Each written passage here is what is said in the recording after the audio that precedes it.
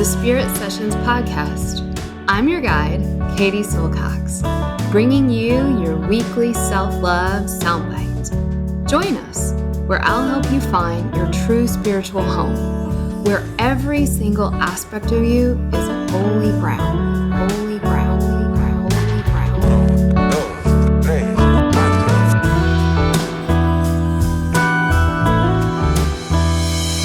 This is a Spirit Session podcast with Katie Silcox. Venga chicos, empezamos. 5, 4, 3, 2, 1, 0. All engine running. Liftoff. We have a liftoff. Hi everyone, Katie here. This podcast is intended to inspire you, educate you, and most importantly, support you on your journey towards knowing who you really are, that inner self, that inner teacher. I am not a psychologist or a medical doctor and do not offer professional health or medical advice on this podcast. If you are suffering from any kind of psychological or medical issue, please do the right thing and seek help from your qualified health professional. Hi, good morning. Good morning. How are you? I'm so good. I'm so excited and grateful for this. I guess we could start with just talking about one of the things being an Ayurvedic counselor is trying to still define my definition of Ayurveda. And I know you have such a beautiful way of doing that. And I always try to approach it where I'm using words that the person who I'm talking to can understand it, you know? So can you start off by just telling me your definition of Ayurveda for the listeners, as well as maybe has that evolved in your time learning about it and immersing yourself in it? Yeah, I definitely think it's evolved and is evolving. And I think when it comes to things like Ayurveda or love, you can't define it. It's the undefinable. It is the study or science of life, which is a joke in the sense of how do we even begin to approach understanding this thing that we're all doing, whether we're animals or plants or humans and life right here on earth. And so Ayurveda attempts to understand the patterns of this experience. And what I love about Ayurveda, which means life wisdom or life science, is that it attempts to do this quest that is in many ways futile. But we do it because when we can understand the patterns of nature, our nature, we can begin to work with those patterns. Mm-hmm. And the other thing that Ayurveda is attempting to do is to put things in boxes, categorize things so as to see those patterns better. And so in a way, Ayurveda is very, very similar to our own Western ideas of biology, physics, chemistry. But what differentiates Ayurveda is that it was both an outer and an inner exploration of the outside world and nature's patterns, but also the inside world of our emotions, our mind, and these more subtle things that are affecting our experience, like our lineage, our mom, our dad, the way we were raised, the memories, the way the memories get stored in the flesh, in the tissues. And so it's this radical, deep exploration of both who we are and who we have the potential to become. Ayurveda is so much more than an Indian cultural, social, folk medicine, which of course it is. And we want to honor that India is the subcontinent through which this Ayurvedic medicine primarily emerged. But we can also see the way that Ayurveda from India was informed by Ayurveda from China and Japan and the Arabic populations, and even, yes, Greece and Rome and the West. And so these conversations around folk medicine were traveling and integrating into one another. I know I'm going on long, but then there's this other deeper understanding of Ayurveda, which is the way in which life behaves for all of us globally. And so even in the ancient Ayurvedic texts from India, it says that These are first principles approaches for understanding not just us Indians, but humanity. And they called these practices, they didn't call them Hinduism. That was actually a colonial word, bastardizing in a way the religion of India. They called these practices of the spiritual Ayurveda Sanatana Dharma, which means the universal approach to understanding human spirit.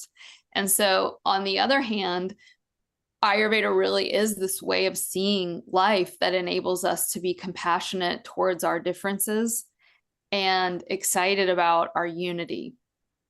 Wow. I mean, I could keep going, Jackie, but oh my gosh, I love that. I'm gonna let you get a word in. Wow. It makes me think about you just saying the differences and the unity of just the elements of nature and the way that they are all so different, but all are incorporated with each other. And I love how it's not just, we do honor the roots of where Ayurveda comes from, but it's all encompassing too. And I love how you compared it to how can you define love? Because, I think back in like the day in middle school or high school, there's like a checklist of the things that you're looking for in someone. And in Ayurveda, it can feel very checklisty, but I think, as you understand love and as you understand Ayurveda, it's so much more. So, yeah. Yeah, I love that you brought in the idea of the checklist, because if any listeners are, there's this classic way in Ayurveda of learning about your particular mind body type called the dosha. And I think people can get so caught up in that checklist and then what to do about it. And those are so helpful when you're struggling with an imbalance, to really go to this very impersonal place of like, okay, if I'm fiery and angry and have inflammation and it's summer, let me eat more cooling foods. It's very impersonal. It's very black or white. It's science, and science doesn't really care about your feelings. Okay. But then on the other side, you have that feminine spiritual root of Ayurveda that actually is very tantric in the sense of alchemy and in the sense of the wound being the way. And with love, I love that you said middle school, because some of us are in our 20s, 30s, 40s, and 50s, and we're still using the checklist that we have from middle school around what love is. And when you actually begin to love yourself and someone else, you realize that it's the thing that you hate the most about yourself that's the portal to self-love. It's the wound that breaks you open. It's the imbalance in your chronic health issue that actually creates compassion, that creates this bridge between my heart and yours. It's not that you're great, Jackie, and I love you, even though it's true. It's that you are just like me in your brokenness. And that's the connection point. And I think that gets lost in Ayurveda studies. So often we're trying to fix things, that we miss this greater healing climate that says there is nothing in this moment that needs to be fixed because you are not fundamentally broken. And now from this place, let's look and see if you need to detox mold. Let's look and see if you've got candida. Let's look and see if you've got, digestive issues. So that's really the way that we work in the Shakti school, is to start from this healing place and then move into solving problems. Yeah. Well, and it makes me think about, though, when I've worked with people about the identity of what the imbalance is versus the true nature, and how do you see beyond, oh, I have inflammation or I have dry skin, or, there's these external and even internal things that are happening, but it's not necessarily who they are. It's the imbalance of what they're experiencing in the moment. How do you not identify with that imbalance without being too prescriptive? It's such a tricky journey. I'm on it. I'm not saying I've mastered it, but I mean, when you feel like you're in a paradoxical experience where oppositional things seem to be both true, I think you're being honest. Yeah. I was telling the gals in Shakti school last week, level 1, paradox is the nature of reality. And if you don't believe me, have you ever loved someone and hated them in the same week? And, think about your family members, think about your partner, especially if you've been with them for a while. These are the people that annoy us the most, that piss us off, that can hurt us the most, that cause the rage of passion. And yet they're the people that we love so deeply and don't want to lose. And I think that nature of paradox is what the teachings are inviting us to embrace, and to get out of the dualistic thinking of the human mind that thinks in terms of health and unhealth, good and bad. love and hate. We do that because we're dualistic creatures. And of course, we want to move away, as any single cellular organism would do. We want to move away from things that aren't helpful. Yeah, right. Whether it be a bad food or a bad relationship or a bad job. But on a spiritual level, on the level of knowing our real heart and mind, actually it's those things within ourselves that are the thing that we want to run away from, that are the doorway into opening to what my teacher calls clear seeing wisdom. Yeah. If we jump over that and just get into the mode of fix it, we miss out on the lesson. That's so true. Well, and I also think too, I was just playing around with some plants that I have, and there's so much of just letting nature take care of nature as well, you know, and letting the plants be outside in nature and let the rain water it and be in sun. And so I think there's a lot to be said about allowing the slowness of the medicine and also the connection with being in nature. That can be really helpful. And I love how Ayurveda has so much of that. Absolutely. You know, personally, that's been something I've been thinking about too a lot. Like, we call it in Ayurveda school, we call it masculine medicine and feminine medicine. And, you know, when you have a tumor, you're very grateful for a skilled surgeon that can go in and cut it out. If you are in a car wreck and you break your arm, you're very grateful for a doctor who can set your bones and give you pain medicine. Right. You know, and so I love that we just deeply honor that wisdom tradition. And yet not everything is like that. And so to be able to understand when to allow and when to rush to fix is, I think, what wisdom is. It's not that we do one only or the other only. It's that we're able to kind of oscillate in between the doing and the non-doing.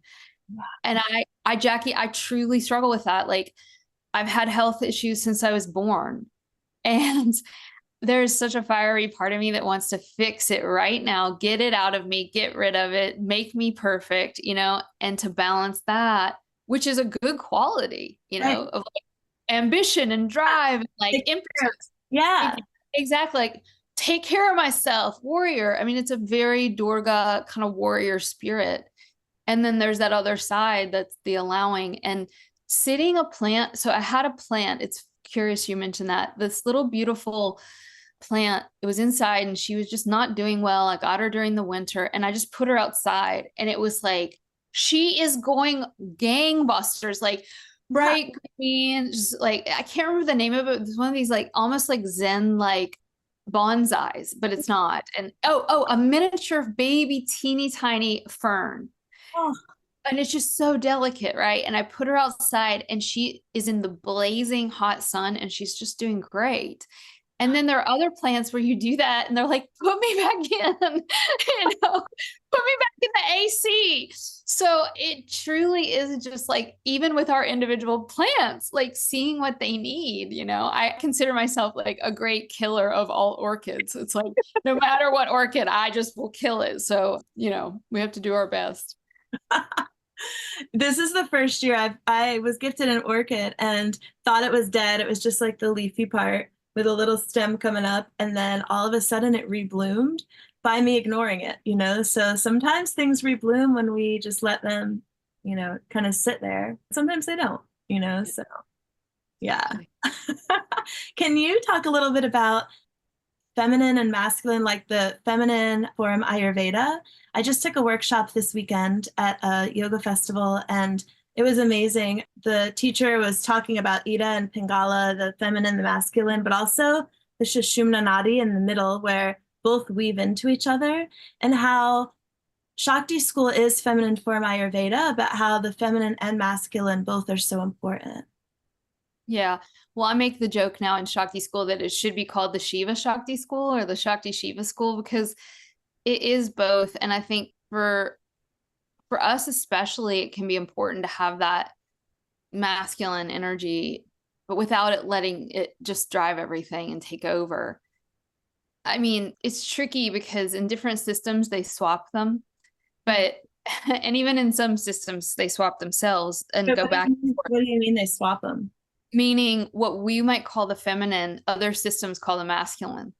Oh, Yeah. So like in Ayurveda, or in Tantra, Shakti is the dynamic, activating, changing, doing. And Shiva is the passive, open, spaciousness, purity of consciousness, the unmoving. And so the teachings talk about Shiva Shaktya Yukto Yan. It goes on and on about the story of Shiva and Shakti. And basically it says Shiva is God and Shiva is the true nature of the mind, but he without her is dead. He's inert. And so she enlivens the mind. She enlivens the heart. She is that which activates us. So that's very dynamic, right? Shakti's building the buildings, not Shiva. Shiva's laying back in the cut. So, but then you go into other systems and the feminine, our Western mystical tradition, the chalice, the feminine is the cup. The feminine is the womb. The feminine is that which holds and does nothing. And she magnetizes the masculine to her. You hear all about this in the spiritual dating scene, like, be the feminine, just be empty and let him come to you. Well, that's very the opposite of what I just told you about Shakti, who's like, F that, I'm going to dance over to him. And so what I mean by that is that it doesn't really matter what we call them. It's more that within all of us and within all things, there is this aspect of different operatives that seem very different, in fact, oppositional, and yet they're always like the yin and yang symbol. The white always has the black always has the white. And practically, we can think about it as you have something in you that is passive, that receives, that is open, that's limitless and unchanging. And in you, you have the power to always be changing.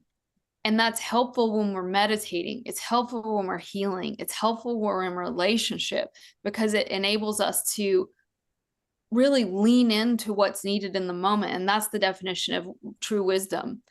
And I think many of us have been taught to only be in, no, I wouldn't even say active principle, but reactive principle.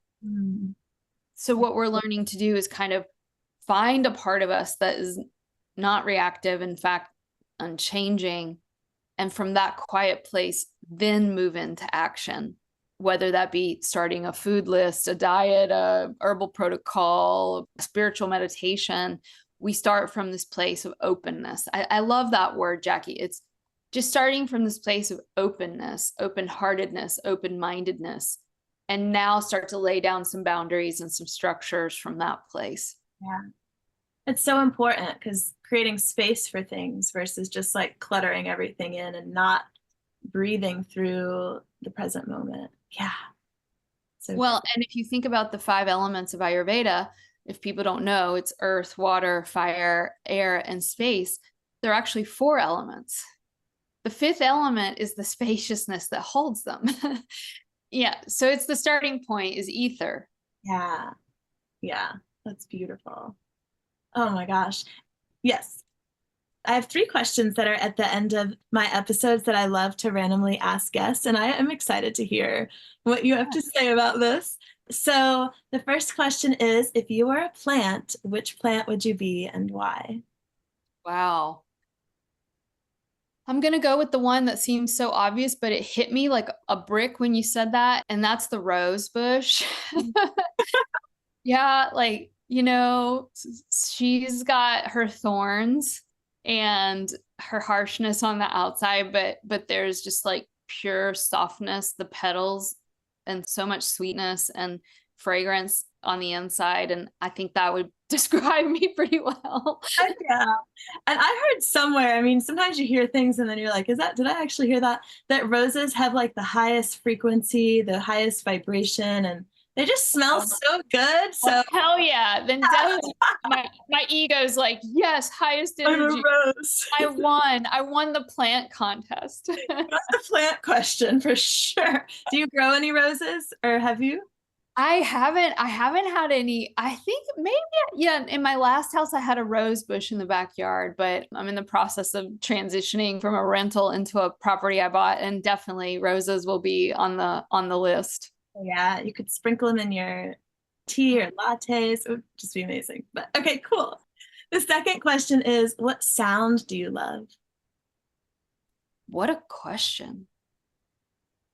The first chakra I've been working with a lot lately, and the sound of it is related to the, like, we can't make these cosmic sounds exactly, but we humans have been constructing instruments to try. And the one that approximates the root chakra the most is the didgeridoo from Australia, the Aboriginals there. And I've been listening to that on YouTube.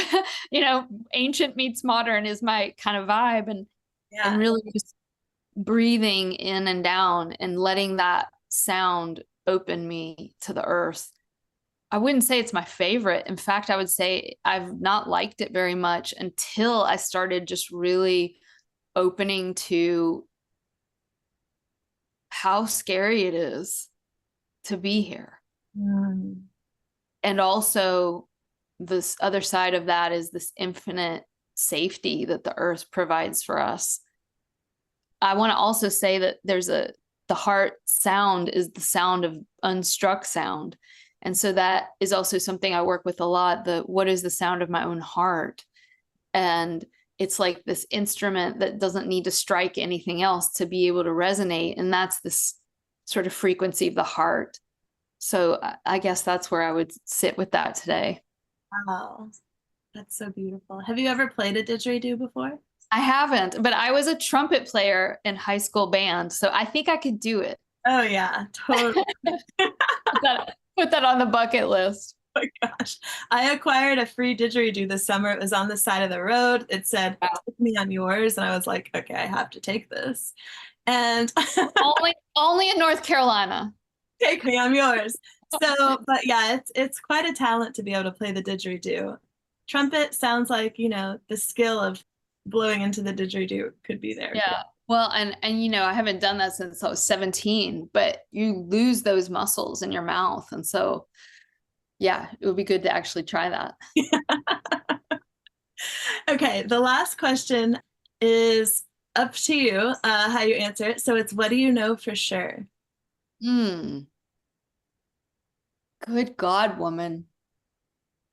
I think in my best of moments, I know that this is not the whole story, that this experience of being my personality in this body, in this particular experience, in this particular life, it's not the full picture.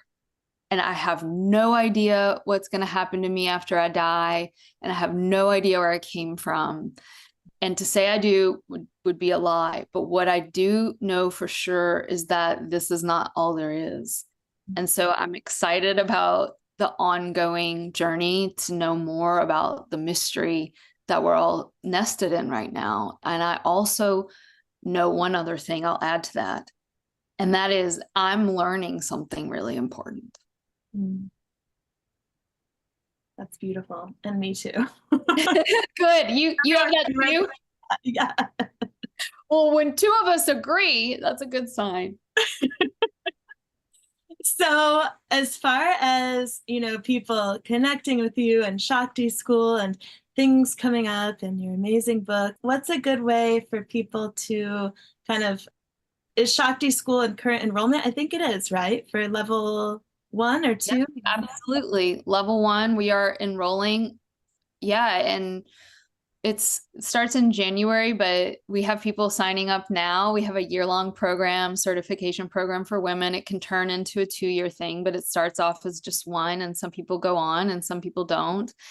And yeah, that's our main thing right now. We have lots of little things going on, free webinars all over the place. So if people are new to us, they can find us on Instagram, and we have a website, theshaktischool.com.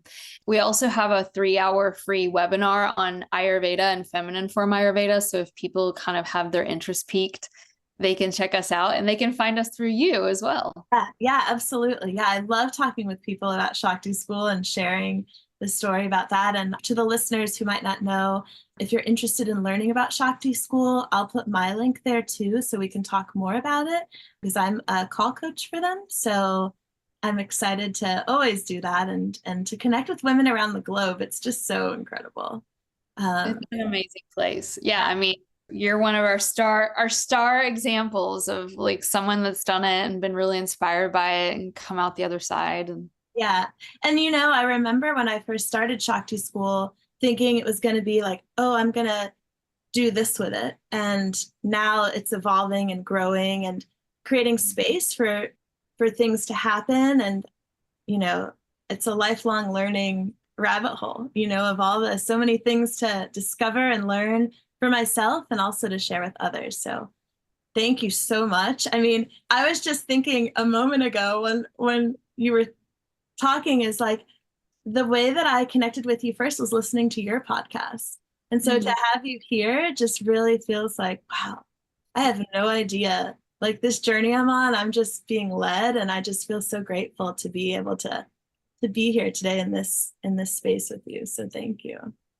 likewise, I mean, when I hear about you and your story and that now you're working with us as a coach, like it's just amazing for me personally to see the way that this idea that I had, which is to create a feminine form certification program, attracted all these incredibly loving, sweet, brilliant, wild women, who then take it and just go forward. And I equally feel just so honored, Jackie, that you listened to a podcast and look at where we are now. So thank you for that sweet, sweet words. Yes. And a festival, the Floyd Yoga Jam. I went into your class there. And oh my gosh, back in the day. She was this person. So yeah, it's just what an honor today. So thank you so much.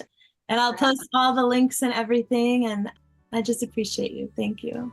Thank you for having me, Jackie. Yes. Have a lovely rest of your day. And I can't wait to learn from you again soon.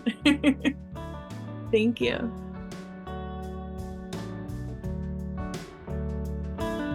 A big special thanks to Kevin Carlisle of Goodbye Gemini, who wrote this beautiful podcast music, and to DJ Juan Pablo Jimenez in southern Spain for mixing it and making it magic.